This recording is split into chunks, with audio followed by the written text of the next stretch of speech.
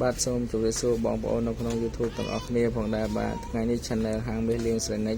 គឺបង្ហាញនៅម៉ូតសេដៃមាសថ្មីមួយខ្សែទៀតហើយបាទគឺទម្ងន់ព្រមដល់ 5G ទេបាទគឺម៉ូតនេះថ្មីតែម្ដង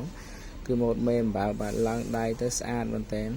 សម្រាប់សេដៃនេះគឺមាសគីឡូបាទគឺស្អាតចិត្តរចនាដេញភ្លើងមែនតើបងប្អូនគឺម៉ូតមេអំបៅបាទបងប្អូនមើលស្អាត5G មកល្មមពាក់បងប្អូនមិនធំពេកក៏មិនតូចពេកស្អាតតែម្ដង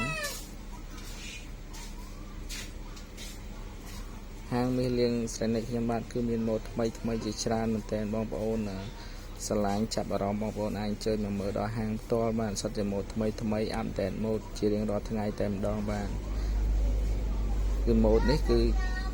ក្តៅតែម្ដងម៉ូតមេអំបៅចេញថ្មីសម្រាប់ឆ្នាំ2025នេះតែម្ដងបាទអញ្ចឹងសូមអរគុណវីដេអូមានតែប៉ុណ្្នឹងទេបងប្អូនជួយចុច like ចុច subscribe ឲ្យម្នាក់មួយដើម្បីទទួលបានម៉ូតថ្មីពី Channel ហាងមាសលៀងស្រណិចជាបន្តទៀតបាទសូមអរគុណបាទសូមជម្រាបលាបាយបាយ